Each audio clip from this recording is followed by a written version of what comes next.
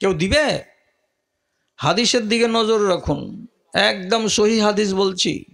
রাসূলুল্লাহ বলছেন, ইনতালে কেলা বানি ফোলানিন মিনাল আনসার, এই মদিনা মসজিদ থেকে একটু দূরে আনসারি মহল্লা আছে উত্তর পাড়ায়, ওখানে চলে যাও। একটা লোকের নাম বলে দিলেন রাসূলুল্লাহ। দেওয়ার পরে বলছেন ওই লোকটার বাড়ি যাও, আর যাওয়ার পরে ওকে সালাম দাও, আর দেওয়ার পরে বলো আমাকে রাসূলুল্লাহ পাঠিয়েছেন আপনার কাছে, আপনি আপনার মেয়ের সঙ্গে আমার বিবাহ পড়িয়ে দেন। খেয়াল করবেন পাই পাই করে হাদিসের দিকে। লোকটা চলে গেল, আনসারিকে যে সালাম দিয়ে বলছে আপনি আপনার মেয়ের সঙ্গে আমার বিয়ে দিয়ে দেন। লোকটা একবারও বলছে না রাসূলুল্লাহ বলেছে কি বলেনি, তোমার সাক্ষী কই জি, সাক্ষী টাক্ষী খুঁজে না। এ বলল রাসূলুল্লাহ বলেছেন, কথা হলো। এবার নিজের ভাইকে, নিজের বেটাকে বাড়ির ভেতর থেকে ডেকে বলছেন, মেজো ভাই একটু বাইরে এসো, আরে অমুক বাইরে এসো। দু তিনজন লোককে গলির দিকে ডেকে নিজের পরিবারেরই ছেলেটাকে বারান্দাতে চৌকিতে বসিয়ে ওইখানেই ওর খুতবা দিয়ে দুয়া পড়িয়ে ওর ইজাব কবুল করিয়ে দিল। আংনাতে মেয়ে থেকে গেল, গলিতে জামাই থেকে গেল। আর বিয়ে আমি জিজ্ঞেস করবো আপনাকে কিন্তু এক্ষুনি কয়েকটা কথা। ওখান থেকে ছেলেটা চলে আসলো মদিনা মসজিদ। মদিনা মসজিদে এসে রাসূলুল্লাহ বলছেন খবর কি? কইছে রসুল খবর তো খুবই ভালো, লোকগুলো তো খুবই ভালো, আমার কাছে সাক্ষী চাইলো না, আমি বললাম তো আমার বিয়ে দিয়ে দিল ওর মেয়ের সাথে, কিন্তু আমার মনটা ভারী হয়ে আছে যে কিছু মোহরানা হলো না, এমনি এমনি বিয়ে করলাম, তো আমার ওজনটা হালকা হালকা লাগছে। রসুল তখন বলছেন এখানে আবু বুরদা আছো? বলে আছি। হ্যাঁ আছি, বলুন আল্লাহ রসুল। রাসূলুল্লাহ বলছেন আবু বুরদা তোমরা সাহাবীদের ভেতরে নিজেরা নিজেরা করো কি, যার বাড়িতে যা আছে, একটা কেউ জবের সমান, একটা কেউ গমের দানার সমান, একটা কেউ মুসুরির দানার সমান, একটা কেউ নিজের নখ কাটা নখের সমান, এরকম একটু একটু একটু একটু করে বাড়ি থেকে সোনাগুলো এনে জমা করো। যেমনি বললেন রাসূলুল্লাহ, সঙ্গে সঙ্গে 10-15 বাড়ি থেকে এতটুকুনি এতটুকুনি করে সোনাগুলো এসে এসে জমা হলো। আলা ওয়াজনে নাওয়াতিন, একটা খেজুরের যেটা বিচি হয়, খেজুরের বিচির সমান সোনা জমা হলো। রাসূলুল্লাহ ওই ছেলেটাকে বলছেন যাও, যাকে বিয়ে করেছো ওই মহিলাকে দিয়ে চলে এসো, যে বলো যে এইটা তোমাকে মোহরানা দিলাম। আবার 10টার সময় বিয়ে করা ছেলে 11টার সময় ওই বাড়িতে গিয়ে খেজুরের বিচির সমপরিমাণ সোনার টুকরাখানি দিয়ে এলো, বলছে এটা আমি মোহরানা দিলাম আমার বিবিকে, দিয়ে চলে এলো। রসুল বলছেন কি খবর, মোহর দিয়েছ? হ্যাঁ দিয়েছি। কি বলছিল? তো বলছে ওরা সবাই খুশি হয়েছে, এমন পর্যন্ত কি ওই পরিবারের লোকেরা বলছে বাল জিদ্দা আলাইনা, আমরা এতখানি সোনা পাবো মনে ভাবতে পারিনি, আমাদের কল্পনার চাইতে তুমি বেশি সোনা দিয়ে দিয়েছ। বলছে বাহ, ভালো কথা।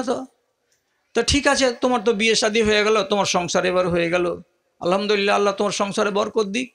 এইবার লোকটা বলছে যে রসুল, বড় বড় এই মসজিদে সাহাবি যত আছে বিয়ে করেছে, কতজনের বাড়িতে ওয়ালিমার দাওয়াত খেয়েছি, দোয়া দিয়েছি ওর সংসারকে, তা আমি যে বিয়ে করলাম তো আমি ওয়ালিমার দাওয়াত যে খাওয়ালাম না, তো আমাকে কে দোয়া দিবে?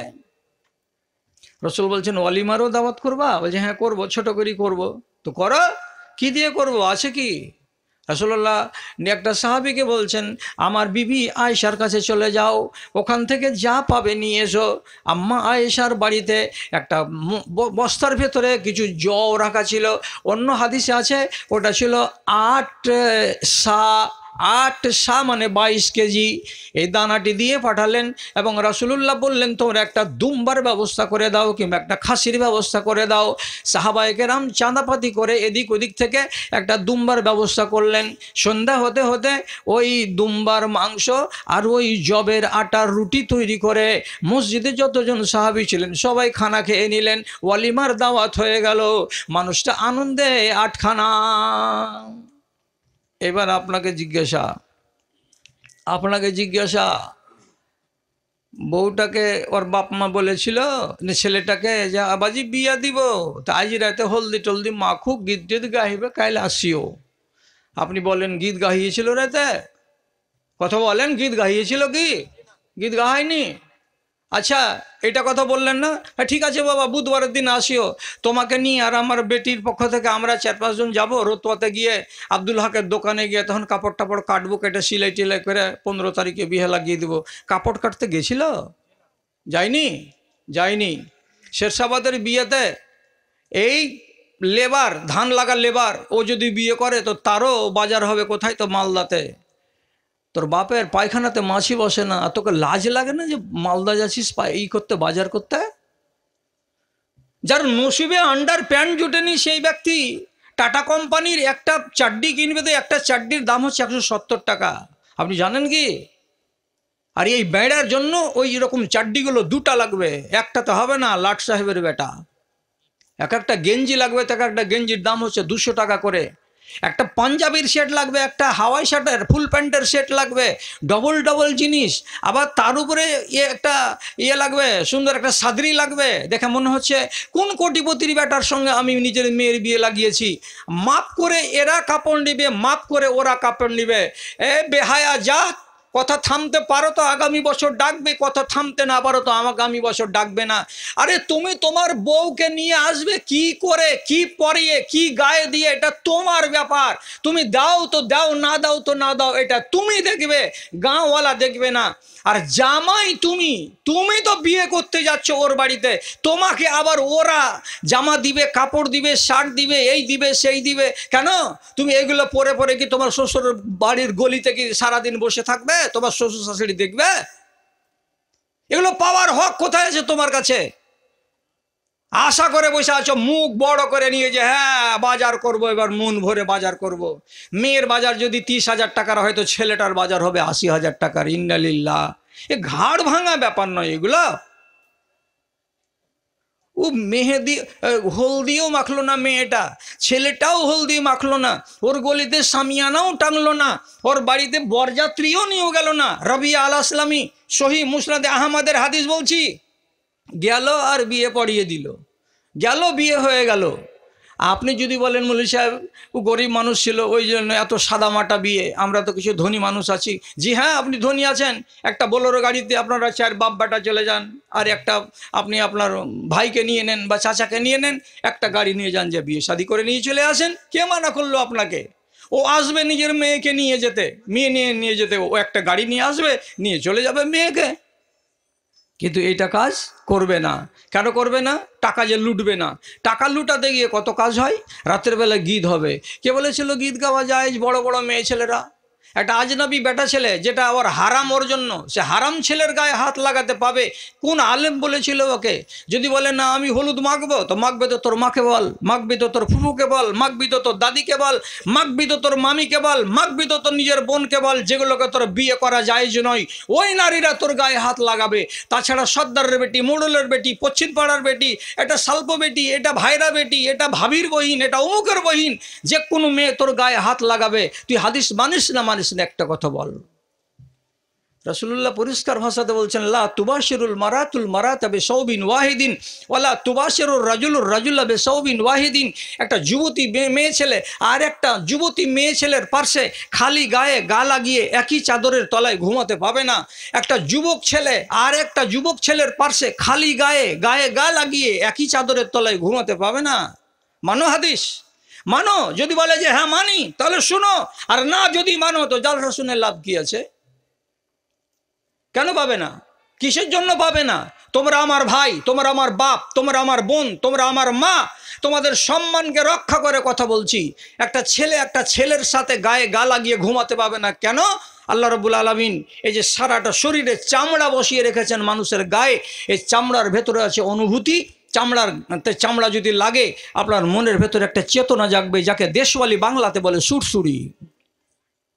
বুঝে নিন কথাটা, সুরসুরি। যদি সুরসুরি লাগে তাহলে এই সুরসুরি আপনাকে আরো 4-5টা অঘটন ঘটাবার জন্য বলবে। সুতরাং কোনো ছেলের পাশে কোনো মেয়ের পাশে খালি গায়ে গা লাগিয়ে একই চাদরের তলায় ঘুমাবে না, গায়ে গা লাগাবে না। এখানে এত করে মানা করছেন আল্লাহ পাকের রাসূল, আর আপনি আমার মেয়ে আপনার মেয়ে একটা টোলার ছেলের বিয়ে লেগেছে, তার জন্য ওর হলুদ যদি হাতে খালি দেখতে পায় তো বেটি ছেলের মন খালি লুলুপুতু করে, একটু দেনাকে খালা আমি মাখাবো, দেনাকে খালা, হাতে করে নিয়ে নিল। একটা আজনবী বেটা ছেলের পিঠে যেমনি করে ঘুষে দিলে, মলে দিলে, তো তুমি নারী হয়ে একটা পুরুষের গায়ে যদি হাত মলে দাও ওর মনটা কি বলে? আর তুমি একটা নারী হয়ে পর পুরুষের গায়ে হাত লাগাতে গেলে তোমার মনের ভেতরটাতে কি বলে? সুরসুরি জাগে না মনের ভেতরে? যদি জাগে তাহলে তুমি পাপী, তুমি গুনাহগার। যদি নাও জাগে তবুও তুমি পাপী, তুমি গুনাহগার। কেন তুমি হারাম কাজে এই কাজ করতে গেলে? হাদিস মানার লোক নেই, ওয়াজ শোনার লোক অনেক আছে। রাসূলুল্লাহ বলছেন, মুরু আওলাদাকুম ওয়াহুম আবনাউ সাবঈ সিনিন, তোমাদের ছেলেগুলো যদি 7 বছর বয়সের হয়ে যায় নামাজের জন্য আদেশ করো। ওয়াজরিবুহুম, এবং তাদেরকে মারো। ওয়াহুম আবনাউ 10 সানা, যখন ওরা 10 বছর বয়স হয়ে যাবে তখন ওদেরকে মেরে নামাজ পড়াও। তার সাথে সাথে আল্লাহ রাব্বুল আলামিন নাই বলছেন, ও ফাররিকুহুম ফিল মাজাজে, তোমারই বেটা তোমারই বেটি বড় ছপ্পের খাটে বেড়া হয়ে হয়ে 3টা 4টা ছেলে মেয়ে, ওরা ভাই বোন এক জায়গাতে ঘুমায়, একটা কম্বলে 4টা 5টা ছেলে মেয়ে ভাই বোনেরা ঘুমিয়ে নাই। এটা আমাদের শেরশাবাদীর ব্যাপার। তাহলে নবীজি বলছেন এই 4টা 5টা 3টা 4টা ভাই বোনের ভেতরে কোনো একজনের বয়স যদি 10 বছর হয়ে যায়, সেটা যদি মেয়ে হয় তবুও, সেটা যদি ছেলে হয় তবুও, তো নিজের ভাই বোনের মধ্য থেকে যার বয়স 10 বছর হয়ে গেছে ওই বাচ্চাটাকে ওখান থেকে সরিয়ে দাও। ওই বাচ্চাটাকে বাকি ছোট ছোট বাচ্চাদের মাঝখানে একই কম্বলের নিচে ঘুমাতে দিও না।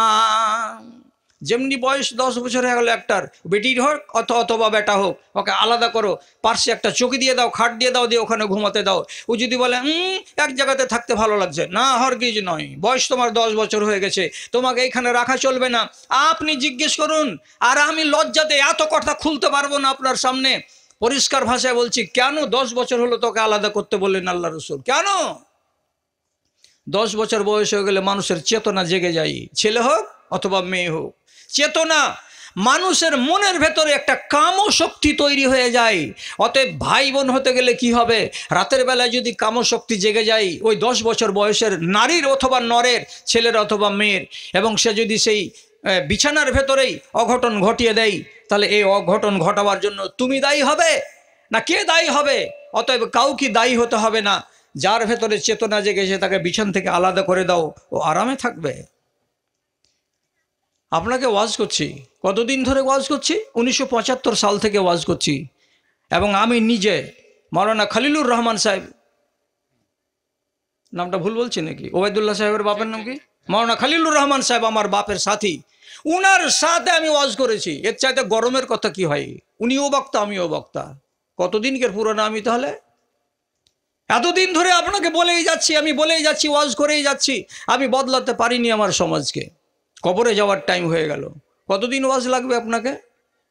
কণ্ঠই আমার ক্ষীণ হয়ে গেল, অবশ হইল পা, শত হাত দিলেও অচেতন জাতি কেউ চেতন হইল না।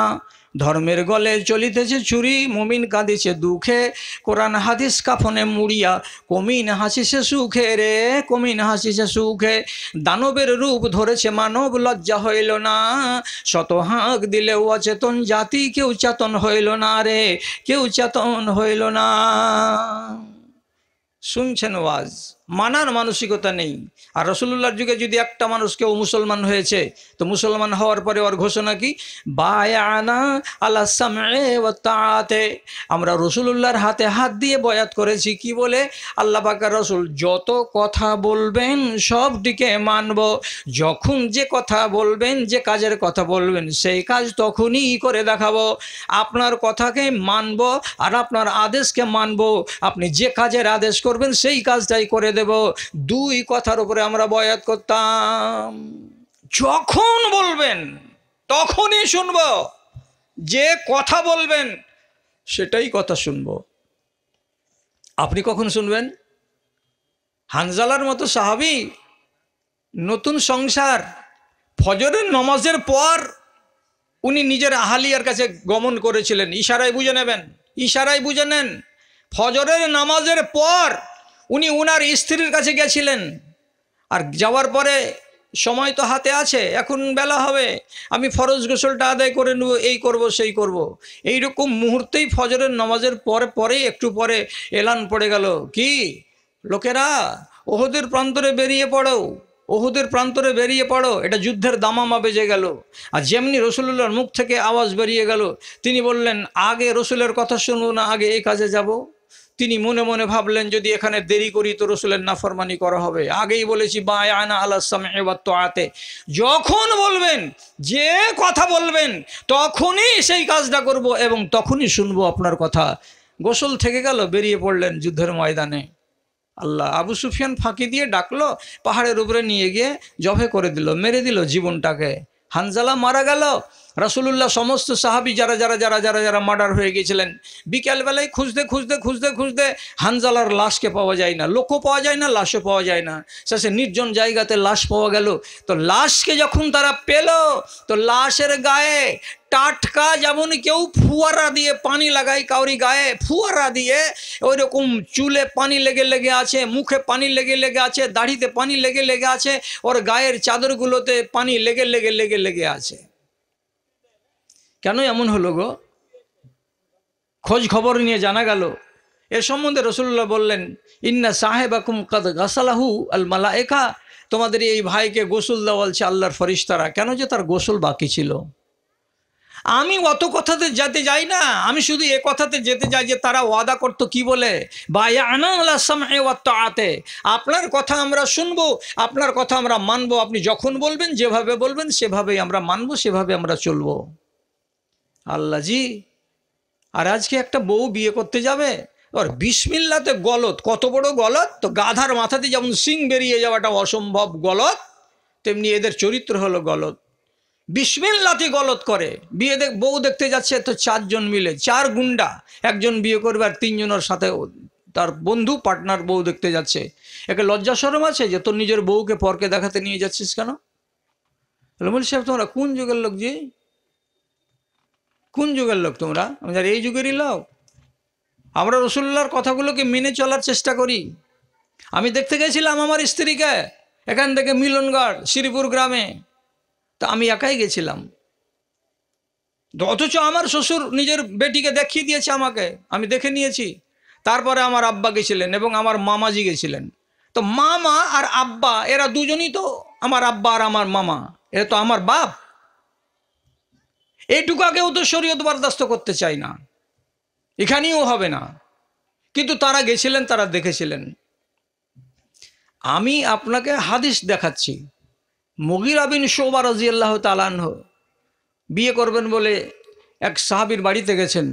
যাওয়ার পরে বলছেন খোঁজ করে করে জানতে পারলাম আপনার একটা মেয়ে আছে। বলছে হ্যাঁ আছে। আপনার মেয়েকে আমি বিয়ে করব। চেহারা টেহারা পড়ে টড়ে দেখে টেকে বলছে ঠিক আছে, তুমি বুধবারের দিন আসো, তোমার বিয়ে দিয়ে দেবো। বুধবারের দিন ডাকলো। তো তারপরে রাসূলুল্লাহকে যে বলছেন আল্লাহ রাসূল আমার বিয়ে ঠিক হয়ে গেছে। বিয়ে ঠিক হয়ে গেছে কবে? বুধবারের দিন। তখন রাসূলুল্লাহ বলছেন, হাদিস বলছে আপনাকে, হাল নাজারতা ইলাইহা, যে মেয়েটিকে বিয়ে করবে তাকে কি এক নজর দেখেছো না দেখোনি?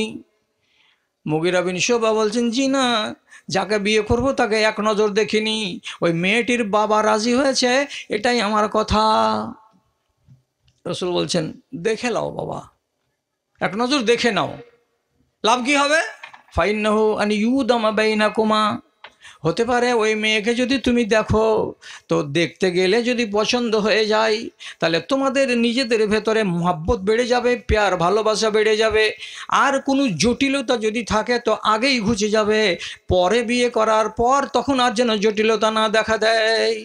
যাও দেখে নাও। পরের দিন গেছে, আসসালামু আলাইকুম, আছেন বাড়িতে? হ্যাঁ।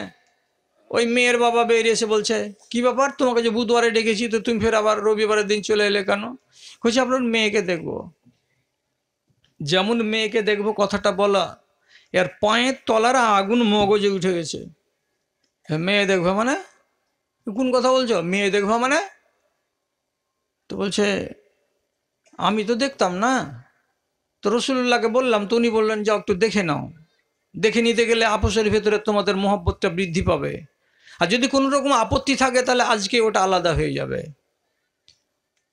এই বিদির বিদির বিদির বিদির করছে, এমন সময় বাড়ি থেকে স্ত্রী চলে এসে বলছে কি হয়েছে জি রোজিনার বাপ, কথা কাটাকাটি করছো কার সাথে? বলছে দেখো ছেলেটা কালকে এসেছিল, বিয়ে দিব বলেছি, আগামী বুধবারে বৃহস্পতিবারে আসিও, ফের আজকে চলে এসে। তো কি বলছে ছেলেটা?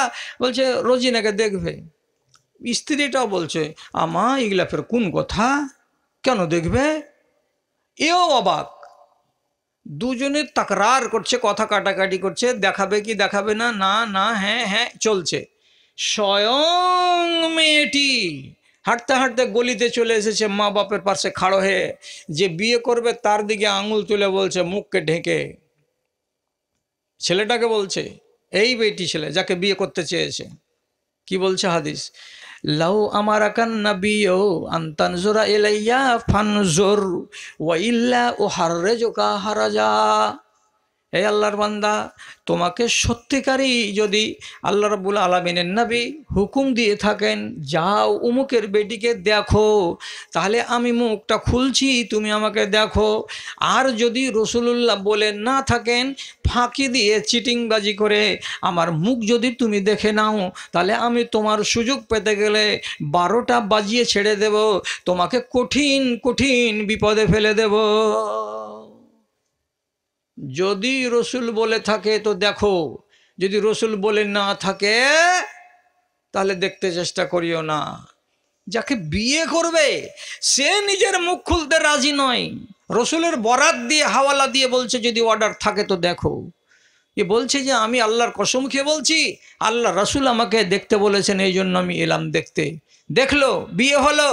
তারপরে আবার মুগীরা বিন শুবা বলছেন আমার আগে থেকে আরো 2টা বাড়িওয়ালি ছিল, এটাকে দিয়ে 3টা হলো। তো আমার এই 3 নম্বর বাড়িওয়ালিকে যে আমি চোখে দেখে বিয়ে করেছি, তাতে আল্লাহ তাআলা আমাকে এত বরকত দিয়েছিলেন, এত বরকত দিয়েছিলেন, অন্যান্য 2টা বিবিতে যত বরকত পেয়েছিলাম তার চাইতে এর ভেতরে দ্বিগুণ পরিমাণে বরকত পেয়েছিলাম। তাহলে দেখার মশলাটাকে যেভাবে রাসূলুল্লাহর যুগে নীতি ছিল, নিয়ম ছিল, সেভাবেই রাখতে হবে। কেন যে নারী জাতি চেহারাটাকে যদি পর্দা করে না রাখে, তাহলে বেয়াদবি মাফ করবেন, একটা কাঁচের যদি বয়মের ভিতরে আপনি মধু রাখেন, দামি মধু 600 টাকা করে কিলো সুন্দরবন থেকে কিনে এনে, তো গলা গলা করে রেখেছেন বয়ম ভর্তি মধু, কিন্তু আপনি চাল্লাকি করলেন একটা কি কয়েছে ঢাকিস না রে, ঢাকলেন না, ঢাকনা লাগালেন না। মধুখানিকে বিনা ঢাকনাতে যদি রেখে দেন, 15 দিনই রাখেন, 8 দিনই রাখেন, সুগতি হবে মধুর না দুর্গতি হবে? দুর্গতি হবে। ওই মধুতে আঁচা পেড়ে দেবে মশা আর মাছিতে, ওকে আপনি খেতে পারবেন না। শুধু ঢাকনাটা দেননি তার জন্য, অতখানি মধু আপনার পান্তে চলে যাবে। একটা নারী পা ঢেকে রেখেছে, পেট ঢেকে রেখেছে, হাত ঢেকে রেখেছে, পিঠ ঢেকে রেখেছে, গলা ঢেকে রেখেছে, ঢাকনা চাপায়নি, কি হবে? ঢাকনা দিতে আসল। ওর চেহারা দেখতে গেলেই তো মানুষ 7 আর 5 বলে বেড়াবে। এই জন্য রাসূলুল্লাহ বলছেন চেহারাটাকে ঢেকে রাখো, মাথায় কাপড় দাও। এবং সহি হাদিস, রাসূলে করিম সাল্লাল্লাহু আলাইহি সাল্লামের স্ত্রী হযরত আয়েশা রাদিয়াল্লাহু তাআলা আনহা বলছেন, যেদিন সূরা নূরের আয়াত নাজিল হলো, কি বলে? ও মেয়েরা, তোমরা তোমাদের বুকের উপরে ওড়না চাপাও এবং তোমরা তোমাদের মাথাতে কাপড় দিয়ে মাথাটাকে খিমার করো, পট্টি করো, ঢাকো, চুলগুলোকে আড়াল করো। যেদিন আয়াত নাজিল হলো, মসজিদে যতটি বেটি ছেলে বসেছিল মুহাজিরিনদের, এতখানি চওড়া ওড়নিকে সাথে সাথে ধরলো, মাঝখানকে ফটফড় ফটফড় করে ফেড়ে 2 টুকরা করে একখানা ঘাড়ের উপরে চাপালো, আর আরেকখানা দিয়ে নিজের মাথাটাকে পট্টি করে বেঁধে নিল চুলগুলোকে, যাতে আর চেহারা আর চুল দেখা না যায়। হযরত আয়েশা কি বলছেন? রাহিমাল্লাহ আলা নিসা ইল মুহাজিরিন, মুহাজিরিনদের বেটিগুলোর উপরে আল্লাহর রহম নাজিল হয়, মুহাজিরিনদের মেয়েগুলোর উপরে আল্লাহর দয়া নাজিল হয়। কেন? ফাইন্নাহুন্না শাক্কাকনা মুরুতাহুন্না, ওই মেয়েগুলো যেমনি শুনতে পেল রাসূলুল্লাহর কাছ থেকে কোরআনের আয়াত, সঙ্গে সঙ্গে তারা নিজেদের পর্দার কাপড়কে ফেড়ে দিয়ে নিজের ঘাড়টাকেও ঢাকলো, বুকটাকেও ঢাকলো, আর মাথাটাকে আর মুখটাকেও ঢেকে নিয়ে তারা রসুলের ফরমানের প্রতি শ্রদ্ধা জানিয়ে দিল। আজ জানান, আজ ওয়াজ করেন নারীদেরকে, কতটি ওয়াজ লাগবে? যদি নারীদের সম্বন্ধে যদি ওয়াজ করি আজকে 1 ঘন্টা, তো সকালবেলায় যেই কুকুরের লেজ ছিল ওই কুকুরের লেজই থাকবে, একটুও ভালো হবে না। আর আমি নই, আরও আলেম আছে, জিজ্ঞেস করবেন। আমি তিনটা নাম বলছি আপনাকে, যারা চলে বেড়া জাহান্নামী, যারা চলে বেড়া জাহান্নামী, হেঁটে বেড়াচ্ছে দুনিয়াতে, এসব চলমান জাহান্নামী। আপনি মনে মনে ভাবছেন যে এখন জাহান্নামী কেন করা হলো? মরেনি বলেই জাহান্নামে যায়নি, না তো জাহান্নামী হয়ে আছে, খালি দমটা যেতে দেন জাহান্নামে ঢুকে যাবে। তিনটা লোক, একটা লোককে 70 বছর বয়সের বুড়া বুড়ি মা আর বাবাকে রান্না করতে বাধ্য করেছে। একই আংনাতে খায় ছেলে, নিজের বউকে নিয়ে আর বাচ্চাকে নিয়ে মচমচ করে ভাজে আর ট্যাংরার মাছ খায়। আর বুড়া মা আর বুড়া বাবা ওই বয়সে লকড়িতে জাল দেয়, চোখের পানি ফেলে আর মনের দুঃখ নিয়ে বেঁচে থাকে। রান্নাতে কি হলো আর কি হলো জানি না। বউ মাকে দিয়ে রান্না করে পায় না, বেটাকে বলে বউয়ের হাতের রান্না মা পায় না। ওরা দুটা পড়শির মতন হয়ে একই আংনাতে বাস করে। এই ছেলেটাকে বলা হয়েছে তুমি হলে জাহান্নামী, চলে বেড়াচ্ছ, চলে বেড়াচ্ছ। বাপকে বাপ মানো না, তুমি তাহই বানিয়ে রেখেছো। মাকে মা বুঝো না, তুমি মাহই বানিয়ে রেখেছো। তুমি হলে এক জাহান্নামী। আর একটা জাহান্নামীকে, আর একটা জাহান্নামীতে দুটা কওল আছে। এক, যে নিজের স্ত্রীকে বলে যা তুই বাজার কর গা, আমি যেতে পারবো না। স্ত্রী চলে যাচ্ছে ড্যাং ড্যাং করে, ব্যাগ হাতে করে, পটল কিনছে, মাছ কিনছে, টমেটো কিনছে, এই কিনছে, মুখ খোলা, নিজের প্রয়োজন মিটিয়ে নিচ্ছে। স্বামী কোথায়? তো বাড়িতে। ঈদের বাজার কে করবে? তো বাড়িওয়ালি করবে। আর স্বামীকে কী হয়েছে? তো কুড়ি হয়েছে। তাহলে এই ছেলেটাকে বলা হয় দায়ুস, যে নিজের স্ত্রীকে কন্ট্রোল করতে পারে না, নিজের মন মতো করে স্ত্রী বাজার করে বেড়ায়, পরের বাড়ি যায়, এর বাড়ি যায়, ওর বাড়ি যায়, যেখানে ইচ্ছা সেখানে চলে যায়। এই মানুষটাকে বলা হয় যে জিন্দা জাহান্নামী। আর একটা বেটা ছেলে জিন্দা জাহান্নামী কে? ওর দুটা বেটা আছে, তিনটা বেটি আছে। কিছুদিন কি হলো মনে ওর গেল, জমিগুলোকে দুটা বেটার নামে রেজিস্ট্রি করে দিল। আর বেটি দুটার কথা বলছে তোরা কি লিবি, বাপের ডিহিতে আসবি, বাপ মরার পরে তো তোর মনটা ভালো হবে, ভাইয়েরাকে দেখবি তো। আর যদি জমি বরাবর করে নিয়ে নিবি তো বাপের ডিহিতে তোর ভাইয়েরা চড়তে দিবে না, তো তোরা জমি লিস না, জমি বাদ থাক। তোরা দিল না জমি, বাপ নিজের বেটাগুলোকে লিখে দিল। আর কি বাহানা দিল? যে বাপের ডিহিতে আসবে, মুততে আসবে ওরা, বাপের ডিহিতে জমি দিবি না তো। শয়তানের বাচ্চা। যে ব্যক্তি নিজের ওয়ারিসানের মিরাজ কেটে নেবে, মিশকাত জিলদে আওয়ালের একদম লাস্টের হাদিসে লেখা আছে কাতা আল্লাহ মিরাজাহু ইয়াউমাল কিয়ামতে, তোমার জান্নাত থেকে মিরাজকে কেটে নেওয়া হবে, কেটে নেওয়া হবে, নিয়ে তোমার বেটিকে দিয়ে দেওয়া হবে। সেদিন তুই চুলকাবি আর বুঝতে পারবি। তাহলে তিনটা জাহান্নামী হলো। আর একটা জাহান্নামী, ওটাকে রাসূলুল্লাহ বলছেন আমার কথা হতে গেলে উঠিয়ে ফেলে দিয়েন রোডে, আমার দুঃখ হবে না, কথা আমার নয়, আমি রাসূলুল্লাহ বলছি।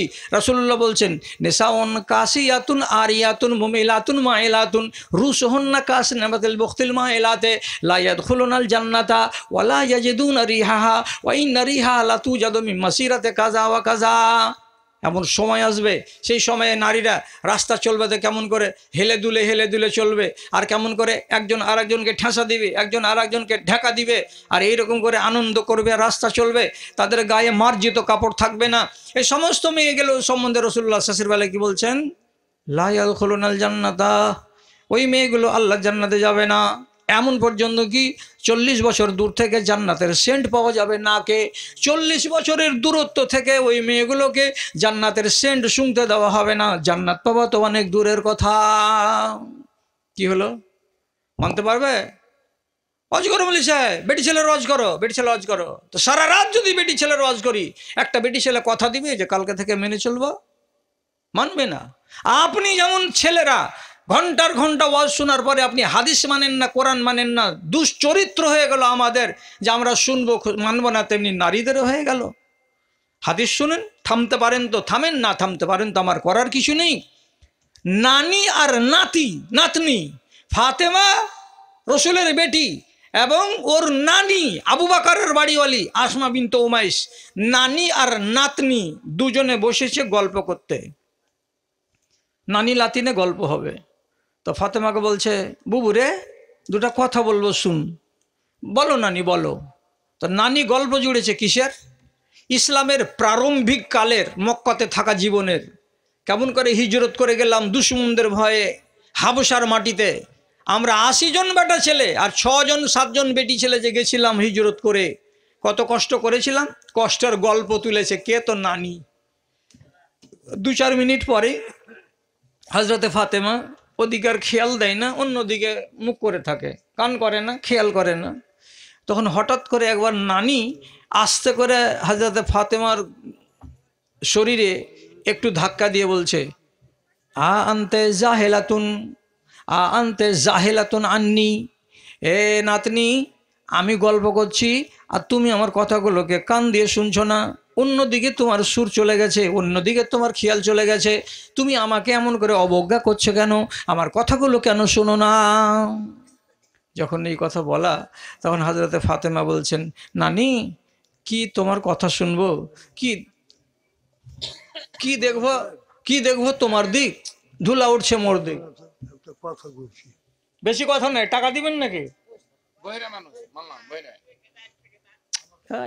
বলেছি আমি সুখে খাইতে ভূতে গিলাই, যত সালা ভাইরা বাবু সব সালা আরে কথা কাবু। এটা প্রবাদটা কোথায় জন্ম হয়েছিল বলে বসেন তো, আপনি বসেন তো, আগে নিজে নিয়ে যান তো। হ্যাঁ, দানের দিকে যাবো, দানের দিকে যাবো, আচ্ছা আচ্ছা আচ্ছা আচ্ছা, ঠিক আছে। হ্যাঁ, তো কথাটা কি বলছিলাম, যে কথা কেন শুনো না, আমার কথা কেন শুনো না, অন্যদিকে কেন খেয়াল করছো। তখন বলছে যে তোমার কথা কি শুনবো, আমার নিজেরকে দিয়ে চিন্তা করে তো আমি মরলাম, আমার চিন্তাতে দিন যায় তো রাত যায় না, রাত যায় তো দিন যায় না, তো তোমার কথা কি শুনবো জি নানি, যে তোমার ফের কিসের চিন্তা হলো। তো হযরতে ফাতেমা কি বলছেন, যেদিন আমার আব্বাজি ইন্তেকাল করেন, সেদিন আমার মুখটাকে টেনে, মুখটাকে নিচু দিকে নামিয়ে এনে আমার কানে কানে আমার আব্বাজি বলেছিলেন একটা কথা। কি কথা? বেটিরে, আমার মরে যাওয়ার পরে 6 মাস যাবে না, তার মধ্যেই আমার পরিবার থেকে সর্বপ্রথম যেই মানুষটা আমার সাথে কবরে দেখা করবে সেটা কে, তো তোমার কোনো মা নয়, আমার কোনো বাড়িওয়ালি নয়, আমার জামাই আলী নয়, আমার নাতিরা নয়, সর্বপ্রথম কবরে দেখা হবে তোমার সাথে। তাহলে আগে কে মরবে? সর্বপ্রথম আমার পরিবারে আমার মরার পরে কে মরবে? ওই যে হযরতে ফাতেমা মরবে। তো বলছে, নানি এই কথা বলা রাসূলুল্লাহর 6 মাস হয়ে গেল, তাহলে আমার মরণ তো চলে এসেছে, আমি তো মরলাম কে মরলাম, তাহলে মরবার কালে আমার চিন্তা কি? তা আমার চিন্তা হলে এইটাই। এবার তাকান আমার দিকে, কথাটাকে বুঝতে চেষ্টা করুন। কি বলছেন? বলছে আমি জিন্দা থাকা কালে জীবনে কোনোদিন দিনের বেলায় আমার বাড়ি থেকে বাপের বাড়ি এসেছি এটা আমার খেয়ালে হয় না। আমি যতবার এসেছি তো রাতে এসেছি, দিনে আসতাম না। যদি এসেছি তো আমার গায়ে, আমার শরীরে পর্যাপ্ত পরিমাণ কাপড় চাপিয়ে আমি এসেছি, যাতে একটা লোক আমার সম্বন্ধে বলতে না পারে যে আমি মোটা না আমি পাতলা, আমি লম্বা না আমি বেটে না আমি এটে, আমি কি, কিছু যেন ধরতে না পারে লোক, এইরকম করে আমি আসতাম। এবার নানিকে বলছে, নানি আমি যে মরে যাব, আমাকে তো গোসল দেওয়াবে তোমরা, গোসল দেওয়ার পরে তো কাফন পরাবে, কাফন পরাবার পরে আমার পায়ের দিকে একটা গিরা লাগাবে, আমার পেটের উপরে একটা গিরা লাগাবে, আমার মাথার উপরে একটা গিরা লাগাবে, তো কাফনের কাপড়টা তো গায়ে গায়ে এঁটে এঁটে থাকবে, আর ওই লাশটাকে যখন তোমরা তাবুতের উপরে চাপাবে, আর যতগুলো লোক জানাজার নামাজে হাজির হবে সবগুলো লোক তো দেখবে যে এটা ফাতেমার লাশ, তো ফাতেমার লাশকে দেখতে গেলেই কাফনের উপরে সব তো বলে দিতে পারবে এ তো পাতলা ছিল গো, এতে একটু লম্বা ধাঁচের ছিল গো, তাহলে আমি পাতল না আমি মোটা ধরে নিল কারা? তো জনগণরা। আমি ছিলাম বেটে না লম্বা, দেখে নিল কারা? তো জনগণরা। তাহলে আমার পর্দা কোথায় থাকলো? এটা মরা অবস্থায় না জিন্দা অবস্থায়? মরা অবস্থায়। সেই কথার চিন্তাতে হযরতে ফাতেমার রাত যায় তো দিন যায় না, আর নানির গল্প শুনে না। তখন নানি বলছে, আহারে নাতনি, তোমার নিজের পর্দাটা বেপর্দা হয়ে যাবে, তার জন্য তুমি এত চিন্তিত? ঠিক আছে, একটা কাজ করব আমি তোমার জন্য। কি করবে? আত্তাখিযু লাকে খাশাবান, আমি তুমি জিন্দা থাকা কালে এখনই কোনো একদিন ময়দানে যাব, আর যাওয়ার পরে 2 হাত লম্বা লম্বা করে 4খানা লকড়ি মাঠ থেকে জঙ্গল থেকে কেটে নিয়ে এসে রাখবো। কি হবে নানি তাতে? বুঝতে পারলাম না। নানি বলছেন তোমার তাঁবুতে, তোমার খাটলিতে চার কোণাতে চারখানা লকড়িকে বেঁধে দেওয়া যাবে, আর বেঁধে দেওয়ার পরে ওই চারটা খুঁটির ওপরে একটা লম্বা চাদরকে যদি ঝুলিয়ে দেওয়া যায়, তাহলে এদিক থেকে সেদিক থেকে চারিদিক থেকে তোমাকে পর্দা করে দেওয়া যাবে। ভিতরে তুমি শুয়ে থাকবে, আর দুনিয়ার লোক যত জানাজা পড়তে আসবে এরা কেউ তোমাকে দেখতে পাবে না। তুমি লম্বা ছিলে না তুমি বেটে ছিলে, তুমি মোটা ছিলে না তুমি পাতলা ছিলে, কাফনের ভেতরেই তুমি ল্যাপটানো থাকবে এবং চাদর দিয়ে তোমাকে ঘিরে রাখা যাবে। তোমার কোনো দিন বেপরদেগি হবে না। করে দিব, করে দিব বুবু। তো হজরতে ফাতেমা শুনলেন, শোনার পর ওকে দোয়া করে দিয়ে বলছেন, বারাকিল্লাহ লাউ ফালতে, যদি তুমি করে দাও নানি তাহলে আল্লাহ তোমাকে বরকত দিবে, আল্লাহ তোমাকে সওয়াব দিবে। হজরতে ফাতেমা যেদিন মরল, তার খাটলিতে চারটা খুঁটি গেড়ে দিয়ে ঠিক এরকম টপ্পরের সাইজ বানানো হলো। এই যে একটা তরিকা চালু হয়ে গেল, গেল তো গেল তো গেল তো গেল, আজ পর্যন্ত সেই তরিকা আছে। দামি মোবাইল আছে, প্রত্যেক টাইমে মসজিদে নববী থেকে 4টা 5টা করে মাইয়াত বের হয়, জানাজার জন্য যাই। আপনি দেখবেন একগুলো প্লেন খাটলিতে শোয়ানো আছে, ওপরে চাদর চাপানো আছে, আর একগুলো দেখবেন প্লেন খাটলিতে নাই, খাটলির উপরে একটা গোল করে টপ্পর চাপানো আছে, তার ভেতরে লাশ আছে।